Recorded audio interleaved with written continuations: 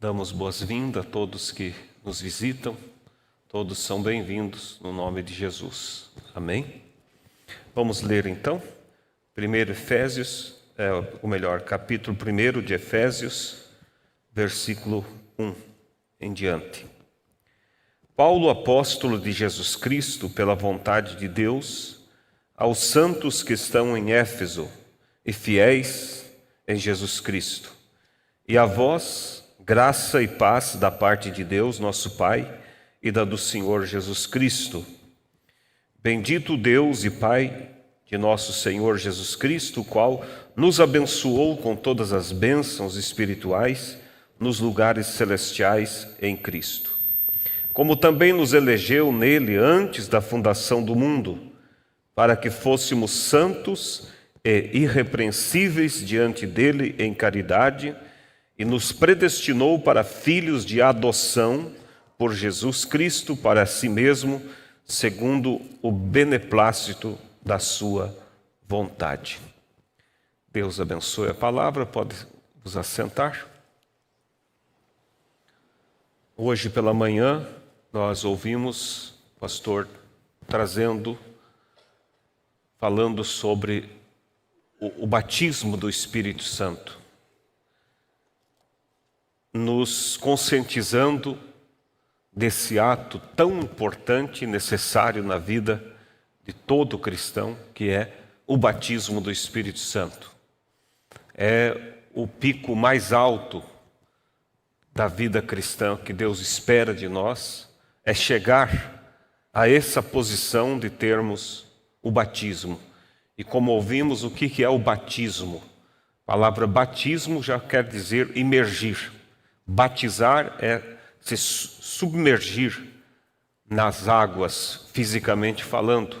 E espiritualmente, batizar no Espírito é você mergulhar no Espírito de Deus, desaparecer no Espírito de Deus, como disse o apóstolo Paulo, não mais vivo eu, mas Cristo vive em mim. Chegar a essa posição de não ser mais você quem vive, não ser mais você quem toma as decisões, mas o Espírito Santo através de você. Amém? Então, esse é o nível mais alto que o cristão deve chegar. Como nós ouvimos, as emoções, as manifestações do Espírito são tudo coisas boas, necessárias, úteis, mas não é tudo. O que realmente nós precisamos chegar a essa submersão, submergir, mergulhar, desaparecer em Cristo. E isso é um processo que começa lá no batismo das águas, quando você é justificado, inicia-se ali esse processo do batismo do Espírito Santo. E quando você vai prosseguindo, como diz a Bíblia, a vereda do justo, como a luz da aurora, brilhando, brilhando até ser dia perfeito, você vai chegar a essa posição de receber o batismo do Espírito Santo. Você vai olhar para trás e vai dizer, eu não sou mais o que eu era antes, eu não gosto do que eu gostava antes, houve uma mudança dentro de mim. Amém? E hoje eu quero falar, irmãos, sobre esse tema que estava em meu coração durante a semana, o confronto de Josué com Efésios. O profeta faz esse paralelo entre o ministério de Josué e o livro de Efésios. Josué foi quem posicionou Israel na terra da promessa. Josué foi quem conduziu Israel até a terra e dividiu a terra entre as tribos de Israel. E o livro de Efésios, ele nos fala de um posicionamento em Cristo. Então você vê que há um paralelo muito próximo entre o ministério de Josué e o ministério do livro de Efésios. Josué naturalmente posicionando um povo numa terra natural. E Deus, através do livro de Efésios, posicionando uma igreja em Cristo. Amém? Louvado seja Deus. Amém? Você está atento a isso? Você está desejoso de estar posicionado em Cristo? Estar realmente nele e ele em você? Não ser mais você quem vive, mas Cristo vive em você? Então você vê, por exemplo, na saída de Israel, você vê um tipo perfeito, porque Israel é uma sombra nossa. Houve uma jornada de 3 estágios na caminhada de Israel até eles entrarem na terra da promessa. Primeiro estágio foi sair do Egito. O segundo estágio de Israel foi a caminhada pelo deserto. E o terceiro estágio foi o posicionamento deles na terra da promessa. E a terra da promessa, Canaã, tipifica para nós o batismo do Espírito Santo. Não é como alguns teólogos dizem que Canaã tipifica o milênio. Não pode Canaã tipificar o milênio. Por quê? Porque no milênio não haverá morte. No milênio não haverá dor. No milênio não haverá guerra. E na terra da promessa houve guerras, houve lutas, houve batalhas. Então, qual é o tipo de Canaã para nós? É o tipo do batismo do Espírito Santo. Porque mesmo depois que nós recebemos o batismo do Espírito Santo, nós não deixamos de lutar. As lutas continuam, as guerras continuam, mas há um diferencial com a certeza de vencer e vencer. É uma guerra, você sobre o inimigo, você dominando sobre Satanás. Veja que quando Israel entrou na terra da promessa, eles tinham a certeza de Deus de lutarem sem perder um homem sequer. É o tipo perfeito de quando você recebe o batismo do Espírito Santo, você tem agora domínio. Existem lutas, existem batalhas, existem tentações, mas você tem domínio sobre elas. Por isso, esse deve ser, igreja, o auge, o propósito principal de cada um de nós. Estar realmente nesse terceiro estágio.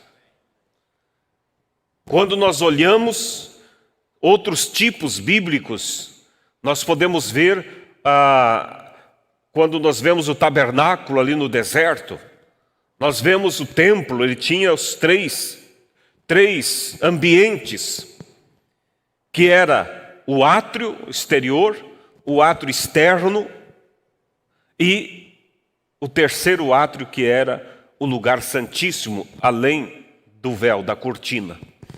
Esses 3 lugares tipificavam também as 3 etapas da jornada do crente. O primeiro átrio, ele era o átrio externo, é como se fosse ali onde nós temos a área coberta da igreja. Faz parte do templo, mas ali está sujeito às intempéries do tempo. Se houver chuva com vento, pode te molhar. Se houver muito calor, pode te atingir. Se houver muito frio, pode te atingir.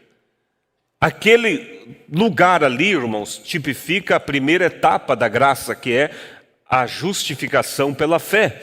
Quando a pessoa se arrepende e aceita Jesus como seu Salvador, é batizada em nome do Senhor Jesus Cristo, ela tem a sua vida pregressa perdoada, apagada, mas ela ainda tem dentro de si a natureza que fazia pecar.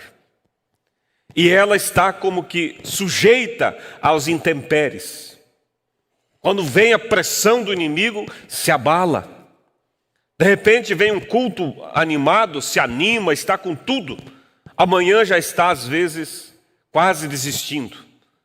É a situação de muitos crentes. Hoje estão animados, hoje estão com tudo. Deus é minha força, Deus é tudo para mim. E quando você vê amanhã já está escandalizado, já está precisando do pastor ir atrás para animá-lo a voltar à igreja. Não é um lugar bom para ficar. É um lugar muito perigoso. Mas tem aqueles que caminham um pouco mais, eles vêm para o segundo átrio. Aonde era o segundo átrio? Era onde estava os 7 castiçais. Ali a luz não era a luz do templo lá fora, era a luz dos castiçais. Era um pouco melhor, porque se houvesse as nuvens cobrindo o sol, o castiçal continuava ligado e a luz continuava acesa. Esse segundo átrio é a santificação. É melhor do que a justificação, mas ainda não é tudo. Porque às vezes o azeite diminuía e o pavio ali do candelabro criava carvão e a coisa esfumaciava, ardia o olho, tinha que ir lá limpar o carvão, tinha que abanar o fogo. Era melhor do que o primeiro átrio, mas ainda não era tudo. Mas havia um terceiro estágio, que era quando a cortina que dividia a congregação do lugar santíssimo caía sobre as costas daquele homem. Ali dentro não estava sob a luz do sol, ali dentro quem estava lá não estava sob os intempéries do tempo, e não estava sobre a luz dos candelabros que às vezes fumaciava, às vezes brilhava. Ali estava sobre a luz do próprio Deus, a glória de Shekinah. Ali, irmãos, o maná, o mesmo maná que era colhido lá fora e que de um dia para o outro, se guardado, apodrecia, lá estava guardado e passava décadas e décadas, e aquele maná não envelhecia, não estragava. Cada sumo sacerdote que assumia e entrava ali, comia de um bocado daquele maná, e o maná se recuperava, restaurava. Ali, uma vara seca, já sem identidade. Arão nem sabia mais de que árvore era aquela vara. Deixada ali 24 horas, ela reverdeceu, criou casca, criou brotos, flores e frutos. Esse é o lugar, irmãos, que Deus espera que sua igreja esteja, que nós estejamos. E quando nós pregamos isso, irmãos, não é só para nós ouvir, é para nós gemer por isso, é para nós desejar isso e colocar diante de nós, perante Deus, em nossas orações: eu preciso disso, Senhor. Me movimenta, Senhor, eu quero caminhar, eu quero avançar. Você não vê o progresso acontecendo, mas você vê o progresso acontecido. Porque você, quando olha, dizer: eu estou mais longe do que eu estava. Eu já estou dominando isso que antes eu não dominava, aquela ponto da carne, minha natureza, que eu não conseguia dominar, eu já consegui, eu avancei, eu estou mais longe. É isso, irmãos. Nós precisamos, a igreja precisa avançar. E voltando ao confronto de Josué com Efésios, então na jornada de Israel, primeiro estágio, sair do Egito.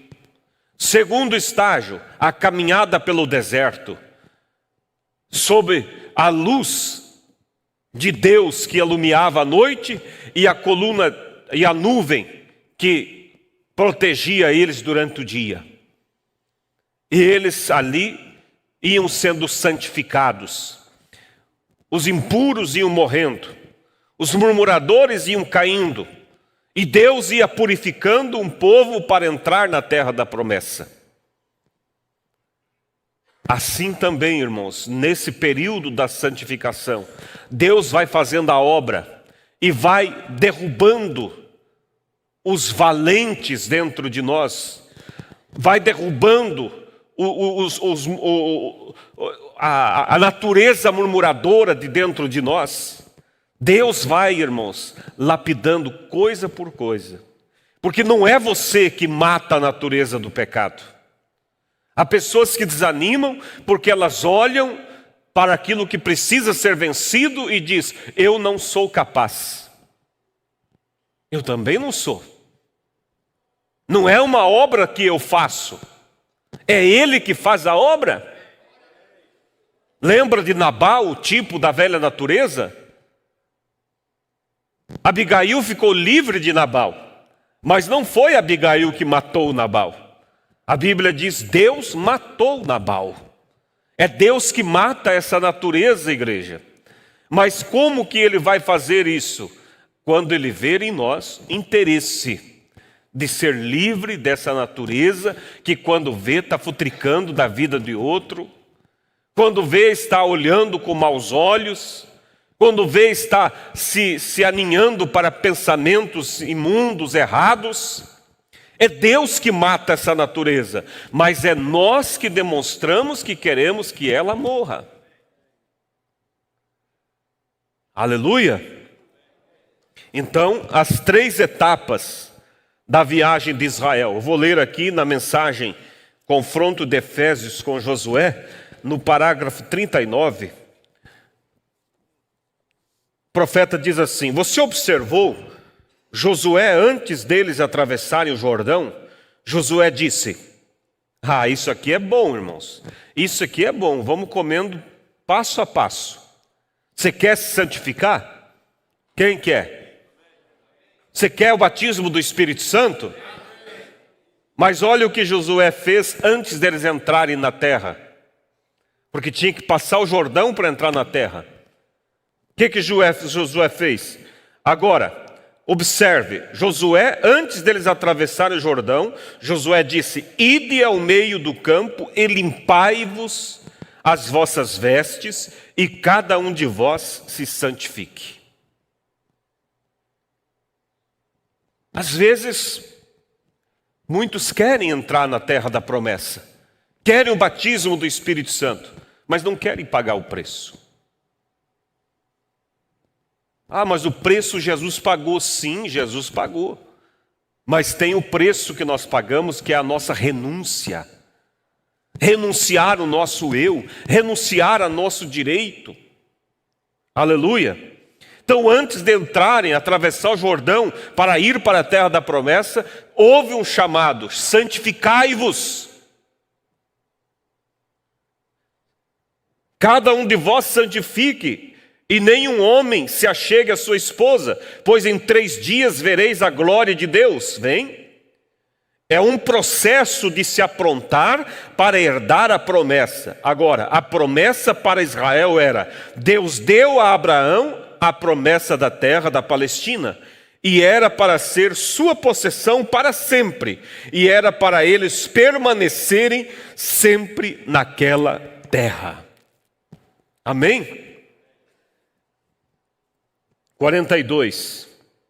Lá houve 3 estágios da viagem, e há 3 etapas desta viagem, pois somos justificados pela fé, crendo no Senhor Jesus Cristo, abandonando a terra do Egito, saindo fora, e então somos santificados através da oferta de seu sangue, lavados de nossos pecados, e nos tornamos peregrinos e forasteiros, clamando que estamos procurando uma terra, uma cidade que está vindo, nossa promessa.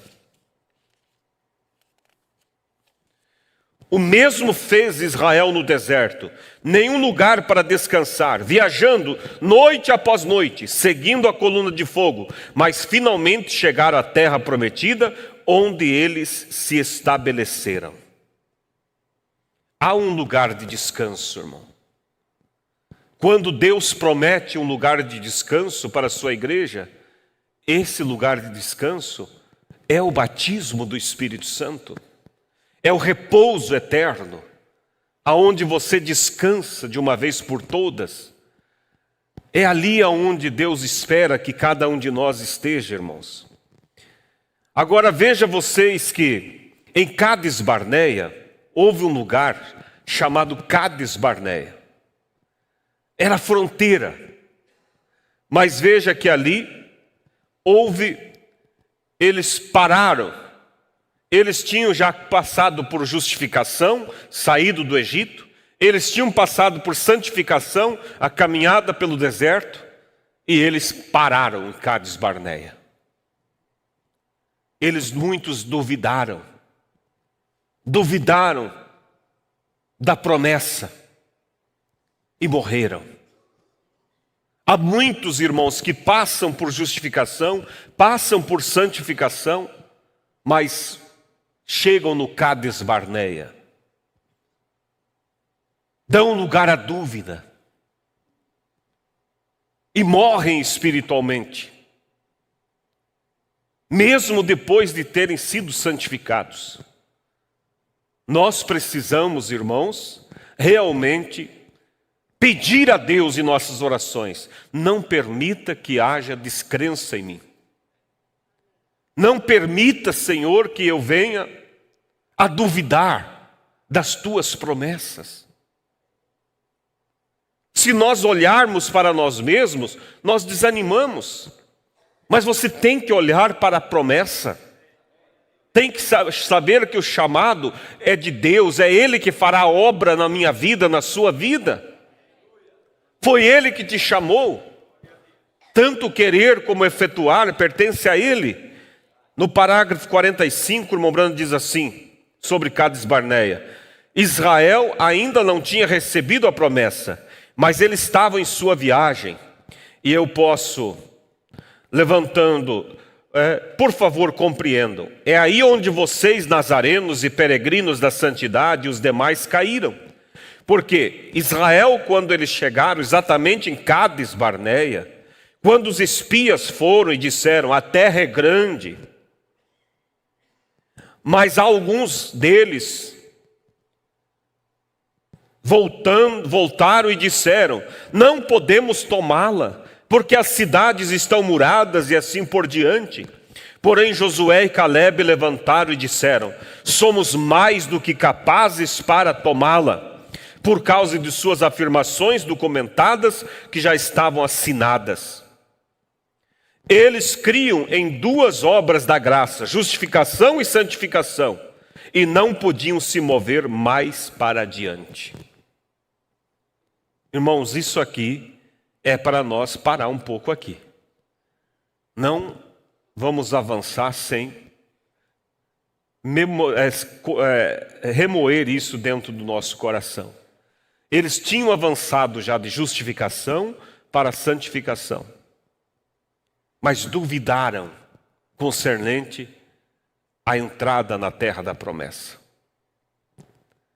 Acharam que os inimigos eram grandes demais.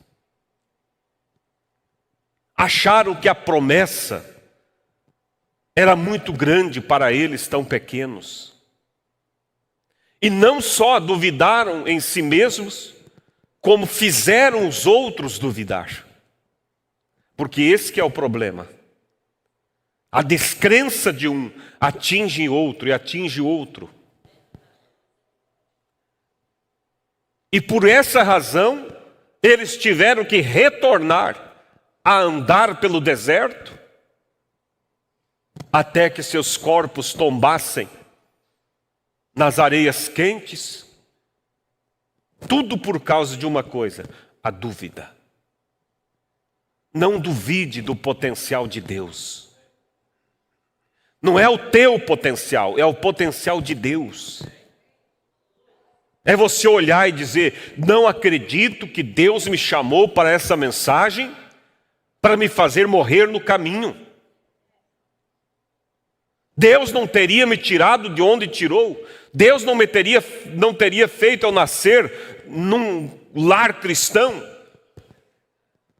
num lar que crê nessa mensagem, somente para sentir desejo de algo que não seria capaz, não seria possível. Não, irmãos. Aquele, disse Paulo, que começou a boa obra, aperfeiçoará. Você deve olhar para dentro de você e dizer: eu posso. Nele eu posso. Mas e o poder da palavra falada? Isso faz muitas pessoas, irmãos, ficarem tremendo. Ah, meu Deus, é muito grande isso para mim. Irmão, não é você. Ele prometeu, é responsabilidade dele. Não é você que vai ter que se desdobrar e fazer isso acontecer. Tudo que você tem que fazer é estar no teu posto do lugar, crendo e amando as coisas de Deus. O restante é obra de Deus. Tudo que Israel deveria fazer era crer que o Deus que chamou eles e prometeu a terra de Canaã, sabia que havia gigantes e que a questão de vencer esses gigantes era o assunto de Deus. Josué e Caleb se posicionaram quando aqueles incrédulos estavam tentando convencer o povo a desistir. E os incrédulos dizendo: não podemos, não é possível, não vamos dar conta. Josué e Caleb diz: nós podemos. Como, Josué? Qual é a estratégia que você tem? Eu não tenho estratégia nenhuma. Mas então, se tão somente nós agradar a Deus, Ele nos colocará na terra. Ele nos colocará ali. Irmão, irmã, cada um de vocês, Ele te colocará. É promessa de Deus. Mas a minha dificuldade de vencer o vício do jogo, ou o vício da novela, ou seja o que for, Ele te dará vitória. Somente se mantenha olhando para Cristo. Faça o que está no teu alcance, feche as portas, se alimente do que é sagrado. Então veja, irmãos, Cádiz Barneia foi um lugar de juízo. Foi um lugar terrível, porque o povo ali duvidou. A terra é grande, mas alguns deles voltaram e disseram: não podemos tomá-la, porque as cidades estão muradas e assim por diante. Porém Josué e Caleb levantaram e disseram: somos mais do que capazes para tomá-la, por causa de suas afirmações documentadas, que já estavam assinadas. Eles criam em duas obras da graça, justificação e santificação, e não podiam se mover mais para diante. E ouça, toda aquela geração pereceu no deserto.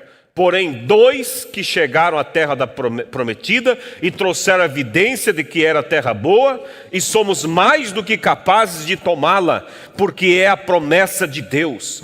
Então, em vez das pessoas seguirem adiante, recebendo o Espírito Santo, falando em línguas, recebendo o poder de Deus, o batismo com o Espírito Santo, sinais, maravilhas, milagres, eles pensaram que isso quebraria suas tradições doutrinárias. E o que aconteceu? Pereceram na terra. Isto é certo. Às vezes, irmãos, nós censuramos Israel. Como aquele povo era tão rebelde, como eram tão incrédulos. Irmãos,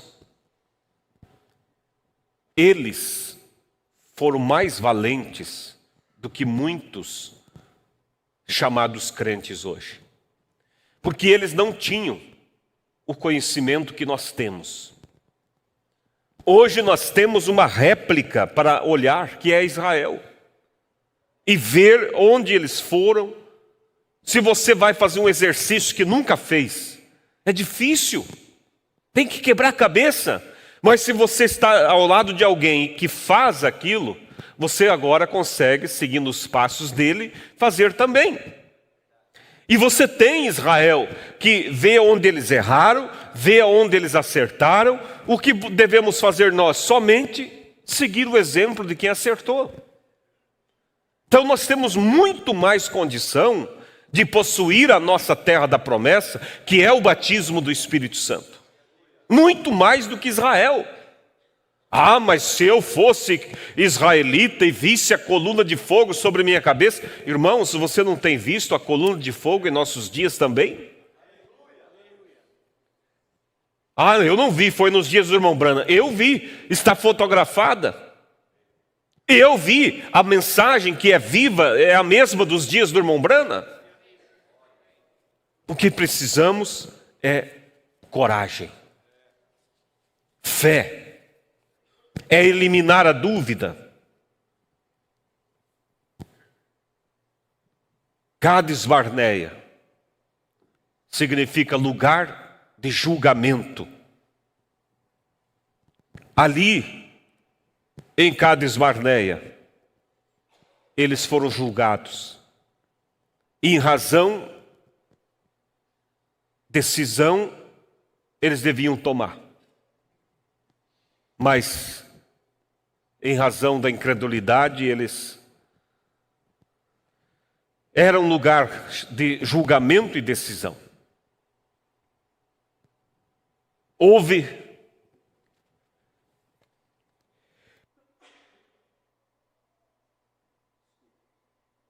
ali dois resultados. Os incrédulos que foram julgados por causa da sua incredulidade morreram, mas os crentes genuínos, um Josué e Calebe, que tomaram a decisão correta, ficar com a palavra de Deus. Esses possuíram a terra. Amém? Vou ler aqui um pouquinho mais, parágrafo, voltando um pouco na mensagem, parágrafo 38. Eu já li? Não, né? Agora, o que é a terra prometida para o crente do Novo Testamento? A promessa é o Espírito Santo. Pois acontecerá que nos últimos dias, Joel 2:28, que derramarei o meu Espírito sobre toda a carne, vossos filhos e vossas filhas profetizarão, sobre os meus servos e minhas servas derramarei o meu Espírito, e eles profetizarão. E mostrarei maravilhas em cima nos céus e na terra, colunas de fogo e fumaça e vapor. E Pedro disse no dia do Pentecostes, após tomar o seu texto e pregar: arrependei-vos e cada um de vós seja batizado no nome de Jesus Cristo para a remissão, para remir, para perdoar, para lavar, levar para longe todas as transgressões passadas. Você observou Josué antes deles atravessarem o Jordão? Josué disse: ide ao meio, até o meio do campo, e limpai-vos vossas vestes, e cada um de vós se santifique, e nenhum homem se achegue a sua esposa, pois em 3 dias vereis a glória de Deus. Vem? É um processo de se aprontar para herdar a promessa. Agora, a promessa para Israel era: Deus deu a Abraão a promessa da terra, da Palestina, e era para ser sua possessão para sempre, e era para eles permanecerem nela. Amém? No 58,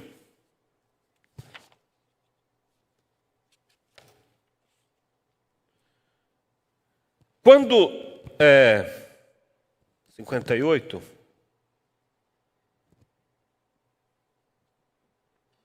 Josué chamou e disse: há algo errado.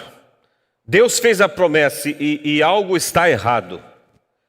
Quando trazemos os enfermos diante de nós e acontece deles não serem curados, nós precisamos ter um jejum solene e nos ajuntar. Há algo errado em algum lugar. Deus fez a promessa, Deus tem que estar agarrado àquela promessa. Acho que não era esse parágrafo.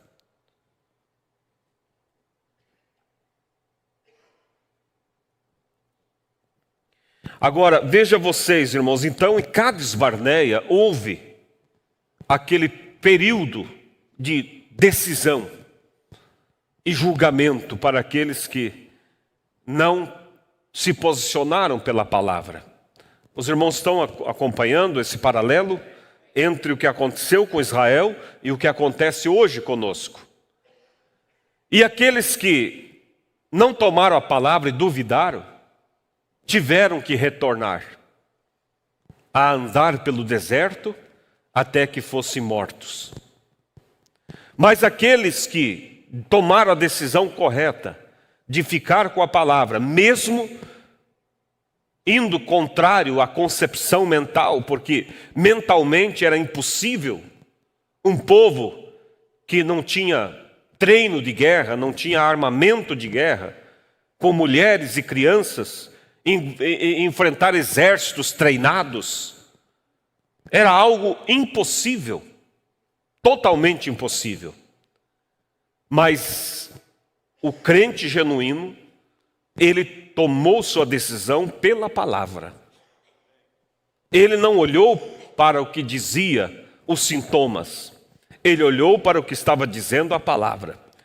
E depois que aqueles que pereceram ficaram, Josué e os demais que nasceram na caminhada, e 2 milhões ali, entraram na terra da promessa, que é a terceira etapa da caminhada deles, que para nós equivale ao batismo do Espírito Santo.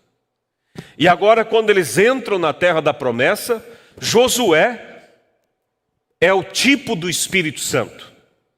Ele tipifica o Espírito Santo. Porque quem nos posiciona na nossa terra, que é o batismo do Espírito Santo, é quem? O Espírito Santo. Por um Espírito sois batizados em um corpo. Então Josué tipificava o Espírito Santo. E quando ele chega ali, Josué, sob a inspiração divina, ele dividiu a terra e deu para cada uma das tribos. Não houve briga, não houve disputa, mas cada terra que Josué endereçava a determinada tribo era realmente a terra adequada para as práticas agrícolas que eles tinham. E cada tribo, o nome da tribo já representava o tipo de função que eles teriam. E o profeta diz que quando aquelas mães hebreias, sobre dores de parto, davam nome àqueles meninos que seriam os pais da tribo, das tribos, elas sob unção davam um nome. E depois Josué, sem saber disso, pela inspiração de Deus, ele posicionava aquela tribo exatamente na terra adequada para ela. Porque era um povo que vivia só da agricultura. Então tinha aqueles que cuidavam do gado, aqueles que cuidavam das ovelhas, dos cabritos, tinham aqueles que cultivavam milho, outros cultivavam o trigo, outros cultivavam a cevada. E quando Josué, por exemplo, deu a tribo, a terra da tribo de Gade, até onde eu lembro, a tribo de Gade, eles cuidavam dos animais. O povo olhou, a tribo olhou para aquela terra e por certo disse assim: não tinha como ele nos dar uma terra melhor do que essa para nós criar os nossos animais. Aqueles que cultivavam o trigo olharam e disseram: não tem terra melhor aqui para o trigo do que a nossa. Cada um posicionado no seu lugar. O que isso tipifica para nós hoje? Que quando nós atingimos a terceira etapa da caminhada, somos batizados no corpo de Cristo e ali Deus nos posiciona para um ministério. Uns para pregadores, outros para ser pastores, outros para ser evangelistas, outros para ser cantores, outros para músico, outros para diáconos, outros para ser uma verdadeira dona de casa, pregar o evangelho através do testemunho dela, outro para ser um comerciante, aonde através do seu testemunho ele mantém o evangelho enaltecido, e assim cada um é posicionado no seu devido lugar. O que nos posiciona no corpo de Cristo é o batismo do Espírito Santo. E no corpo físico, igreja, não tem nenhum membro que está ali em vão. Todos têm uma função. Por menor que seja aquele membro, a sua função é importantíssima para o funcionamento do corpo. Assim, você não pode se achar um Zé Ninguém. Cada um de nós é importante no posto do nosso chamado. Você não deve dar lugar para complexo. Eu acho que eu não sou digno. Eu acho que eu não sou nada na igreja. Cada um tem o seu chamado.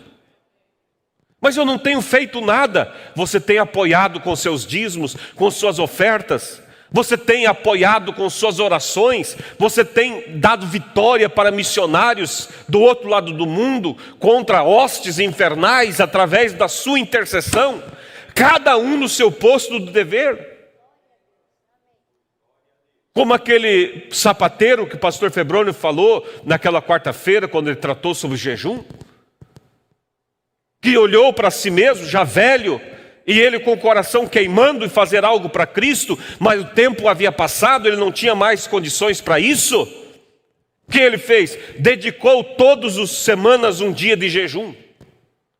E disse: Senhor, quem sabe até os homens na batalha aí não tem tempo para jejuar porque estão aguerridos na batalha. Então eu vou jejuar por eles aqui, Senhor. E o Senhor toma o meu jejum e invista no trabalho dele.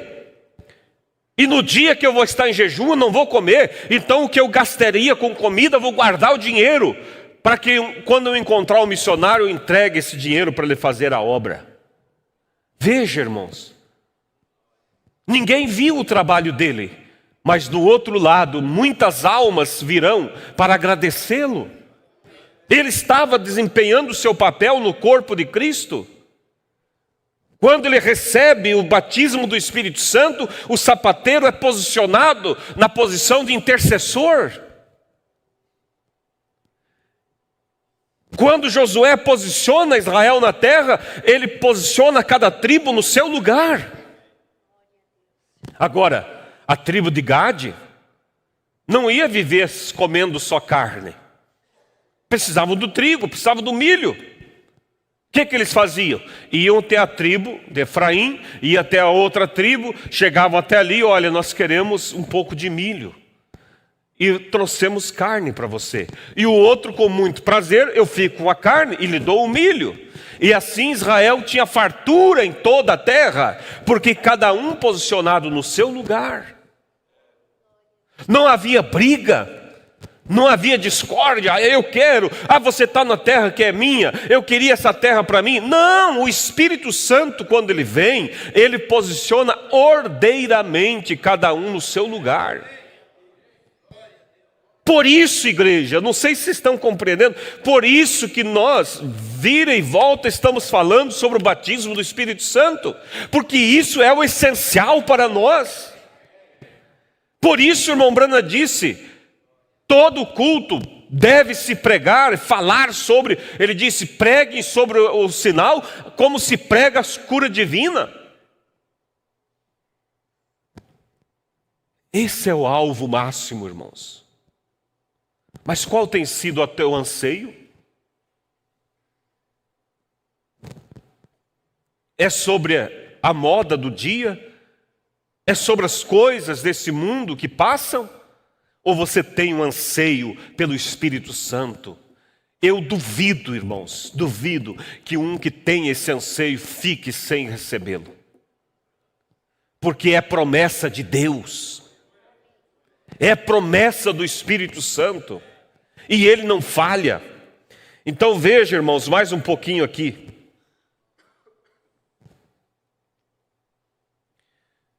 Eu anotei aqui. Acho que é o 47.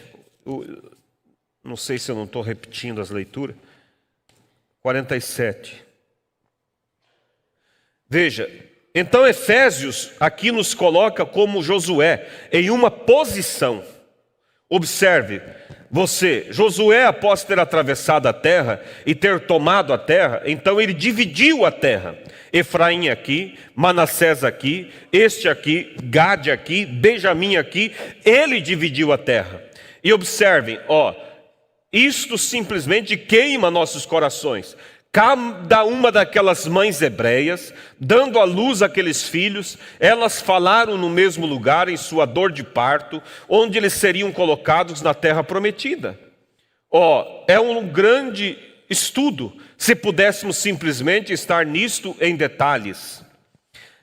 Tomaria horas após horas. Algum dia, quando tivermos nossa igreja preparada, eu simplesmente gostaria de vir e tomar um mês ou dois e simplesmente permanecer nisto. Observe quando cada uma daquelas mães, quando ela chamou Efraim, quando ela estava em dores de parto, o colocou exatamente onde seus pés estavam colocados, em azeite. Ou seja, quando a mãe de Efraim, sobre inspiração, deu o nome do filho Efraim, ela estava dizendo que a tribo de Efraim estaria em um lugar aonde haveria, quer dizer, eles estariam sobre a produção dos azeites. E Josué não sabia de nada disso, mas sobre a inspiração, ele colocou a tribo de Efraim no lugar certo. Entende, irmão? Exatamente cada um deles onde eles estavam.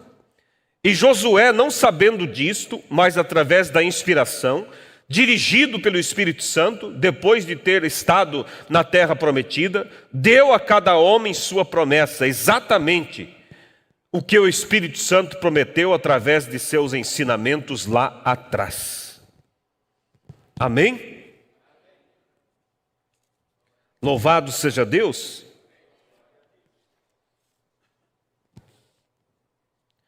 Como Deus tem colocado alguns na igreja, através de suas dores de parto, às vezes é tremendo, quando uma igreja está gemendo sob uma perseguição do mundo de fora, crendo no Senhor Jesus, que a promessa do Espírito Santo é simplesmente tão real como era no Pentecostes, como elas gemem, choram sob suas dores de parto, mas quando eles nascem e posicionalmente nascem no reino de Deus, então o Espírito Santo tem colocado na igreja alguns para apóstolos, alguns para profetas, alguns ensinadores, outros pastores, outros evangelistas, e então lá ele dá o falar em línguas, a interpretação de línguas, o conhecimento, sabedoria, dons de cura, todos os tipos de milagres. Onde a igreja está? Agora, esse é o meu propósito de fazer isto. A igreja está sempre tentando levar alguém à parede. Mas não faça isto. Você nunca pode criar milho na terra de Efraim. Deus colocou Efraim na terra que produzia milho. Não adianta, Manassés, você querer produzir milho. Deixa cada um na sua terra.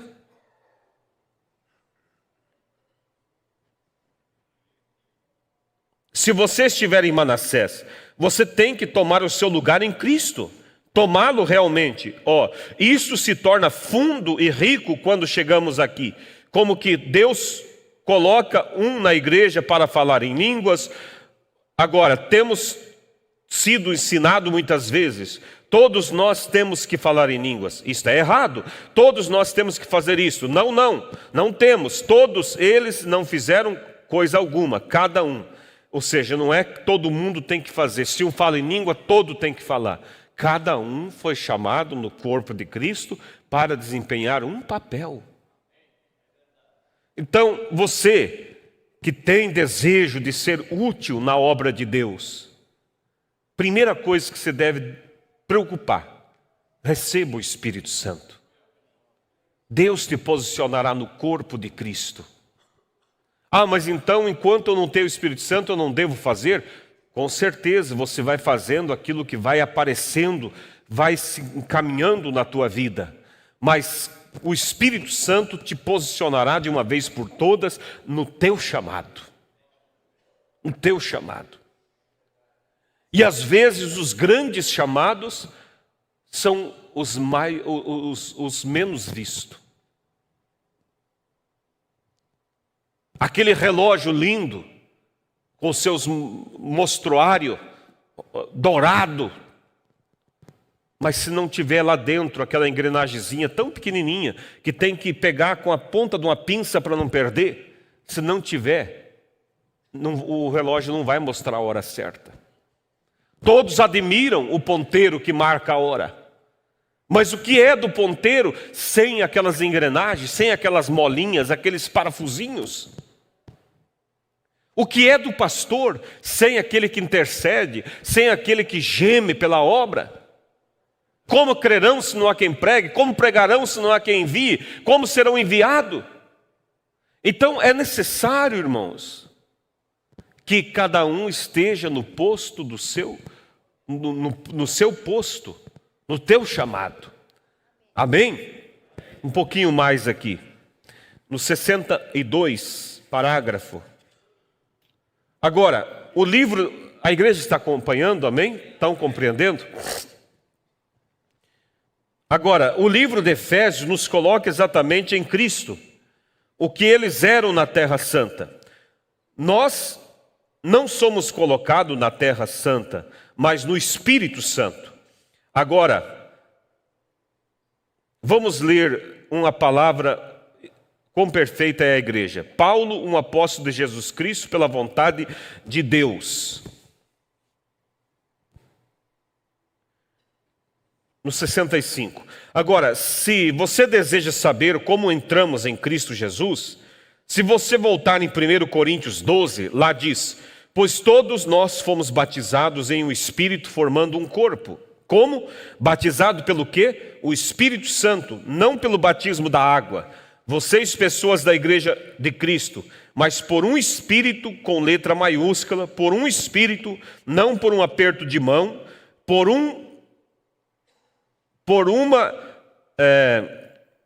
não por um aperto de mão, por uma carta, não por aspersão, mas por um Espírito somos todos batizados em um só corpo. Nossa possessão, a terra que Deus nos deu para morar, o Espírito Santo, exatamente como Ele deu Canaã para os judeus, Ele nos dá o Espírito Santo.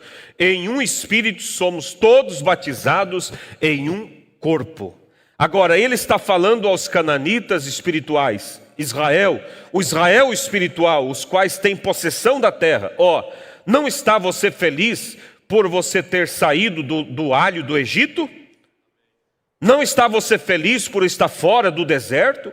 E recorde, eles tinham que comer o maná, a comida dos anjos lá do céu, até que atravessassem para a terra. E quando eles atravessaram para a terra, o maná parou de cair. Eles estavam completamente maduros, então eles comeram o velho milho da terra. Agora, que vocês não são mais bebê, agora que vocês estão desejando o leite puro do Evangelho, que vocês não precisam ser mimados, cuidados e persuadidos para vir à igreja, agora que vocês são completos cristãos, maduros, vocês estão prontos para comerem carne, fortes agora, você está pronto para entrar em algo, ele disse, você está pronto para entender algo que é rico e profundo.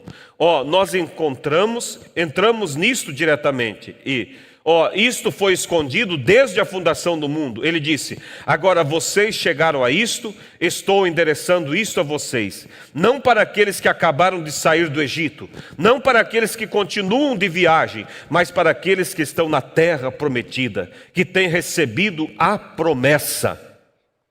Amém? Agora deixe-me ter a igreja para repetir aquilo. Como entramos em Cristo? Por unir uma igreja? Não. Por colocar o nosso nome no livro? Não. Por ser batizado por imersão? Não. Como entramos em Cristo? Por um Espírito, somos todos batizados em uma promessa, o corpo. E somos participantes de tudo que pertence à terra.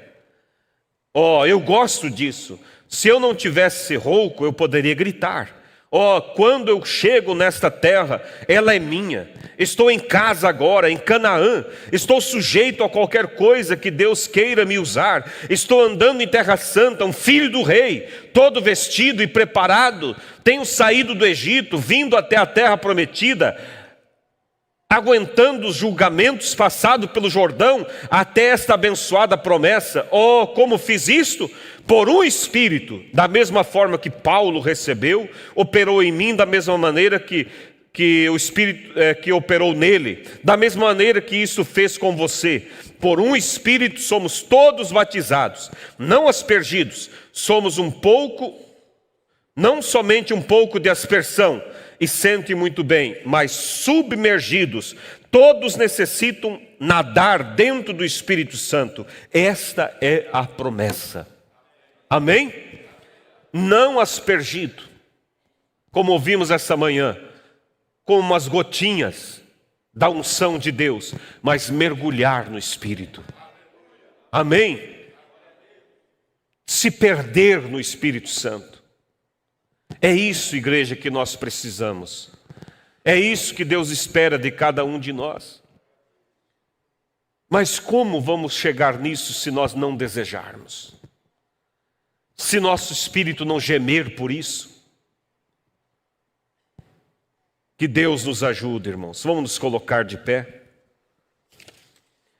Eu vou deixar nessas poucas palavras, mas eu quero que cada um, ao voltar para casa, ore. Você, moço, moça, irmão, irmã, chegue em casa e pergunte para si mesmo: qual das etapas que eu estou? Somente passei pela justificação? Ou já passei pela santificação e estou em Cades Barneia? Cades Barneia é lugar de julgamento e decisão. Estou ali duvidando, como os 10 espias? Ou estou em Cades Barneia, decidido como Josué e Calebe? O batismo do Espírito Santo é para mim. O poder da palavra falada é para mim. O arrebatamento é para mim. Eu confio nele, eu confio na graça, eu confio na força que vem de Cristo. Não olhe para você, olhe para ele. E deseje, clame, bate na porta todos os dias. Pai Celestial, como eu disse, Pai, a gente às vezes fica nervoso com Israel, quando vemos tanta provocação que eles fizeram para contigo, quanto feriram ao Senhor. Mas quando olhamos, Pai, para nós, eles, Pai, tinham muito menos condições, muito menos material. Hoje nós temos tudo, Pai, e além de ter tudo, temos eles como exemplo, para ver onde eles erraram e onde acertaram. Pai, não é desculpa para nós hoje, Pai. Eu oro por meus irmãos e irmãs. Pai, eu sei que não é uma pregação eloquente, mas é algo verdadeiro, Senhor. E meu coração aqui está, ó Deus, clamando que eles entendam, que cada um possa sentir esse chamado para caminhar, para avançar na fé, para ir mais adiante. Deus querido, eu não posso fazer isso, Pai, mas se Tu não fizeres, nós não podemos, mas o Senhor pode, Senhor. Eu não sou como aqueles 10 espias incrédulos, eu creio num Deus que pode, se tão somente agradarmos a Ti. Ajude meus irmãos a Te agradar, ajude, Senhor, que haja, Senhor, mais cristianismo em casa, mais cristianismo no lar, mais cristianismo no dia a dia, Senhor. Ajuda, Pai, que os velhos cultos domésticos sejam ressuscitados dentro de casa, a leitura da Bíblia, a oração entre família. Oh Deus, é um tempo, Senhor, de mornidão, é um tempo de entretenimento, é um tempo tão confuso que vivemos. Nos ajuda, Senhor, nos desperta, ó Deus. Ó Deus, ajuda, abana esse fogo, Pai. Não deixa apagar, acende a chama no nosso coração, Pai. Eu oro por meus irmãos, Senhor, e entrego essa pequena e breve mensagem que desperte o coração da Tua igreja, Pai. Em nome do Senhor Jesus Cristo nós lhe pedimos. Amém, Jesus. Amém. Louvado seja Deus. Você pode dizer louvado seja Deus? Você pode dizer: Senhor Jesus, eu quero entrar em Canaã, eu quero possuir a terra, eu quero ser posicionado no corpo de Cristo. Toma-me, Senhor, e desperta esse interesse em mim, em nome de Jesus Cristo. Amém. Louvado seja Deus.